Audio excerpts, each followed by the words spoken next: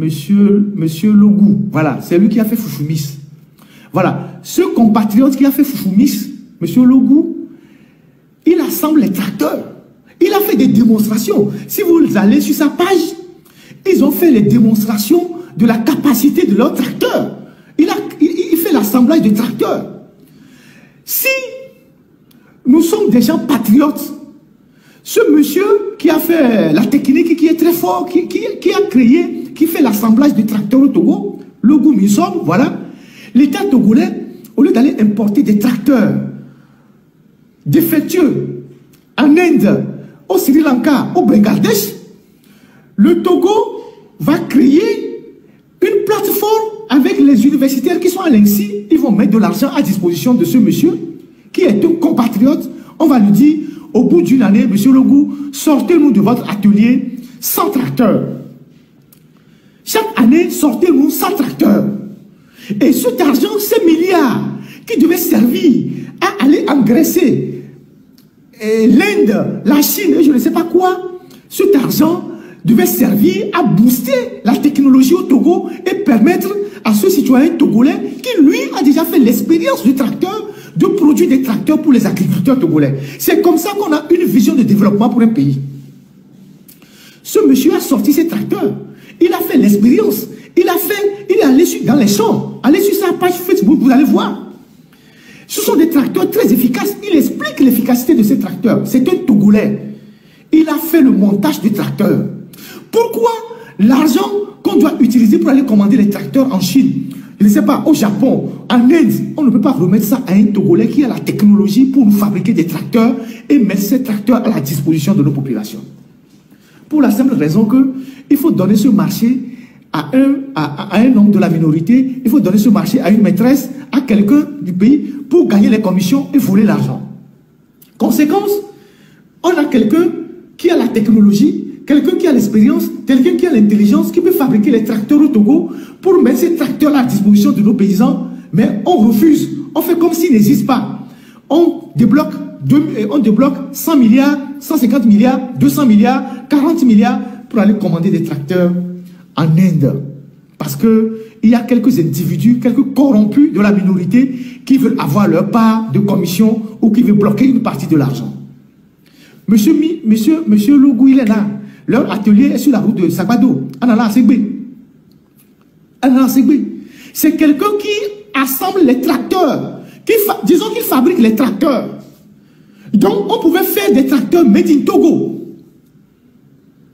On pouvait faire des tracteurs made in Togo. On l'appelle, on dit, monsieur Logou, comment vous avez fait pour fabriquer les tracteurs? L'État met à votre disposition 10 milliards pour nous sortir au moins, je ne sais pas, 300, 400 tracteurs localement pour les paysans. Et l'avantage, c'est que lui, en tant qu'ingénieur togolais, il connaît la spécificité des sols togolais. S'il fabrique le tracteur au Togo, il aura fait l'expérience sur les sols. Comme ça, il sait si le tracteur va résister à notre sol ou pas. Vous savez que les tracteurs qu'on a fait venir les tracteurs qu'on a fait venir de l'Inde, là, il y a certains tracteurs dont les lames n'étaient pas adaptées à notre sol. Ils ont amené ça dans les villages de Tablibo. Les tracteurs sont abandonnés dans les maisons des chefs là-bas. Parce que les tracteurs n'ont pas résisté à la structure de nos sols.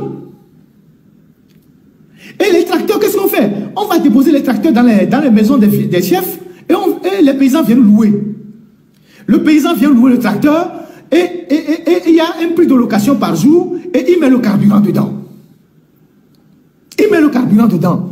Alors que si on permettait que le Togolais qui a l'expérience, qui a l'intelligence, qui a la technicité fabrique les tracteurs, il va fabriquer des tracteurs dont les lames seront adaptées à chaque région.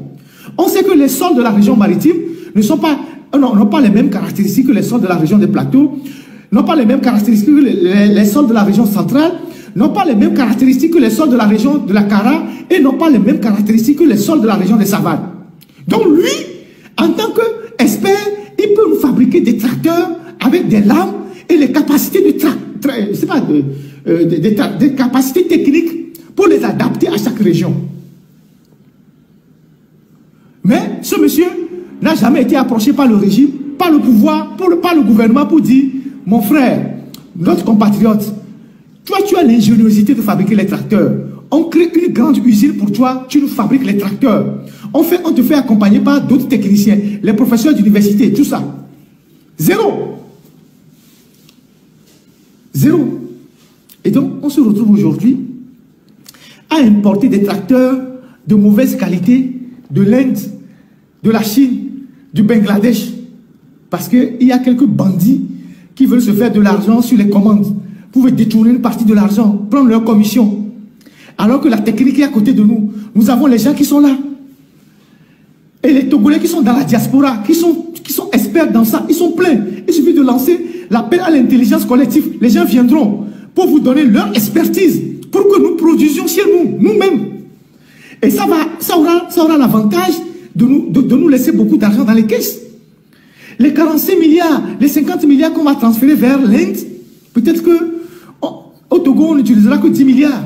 Les 20 milliards restants, on va développer d'autres systèmes avec ça.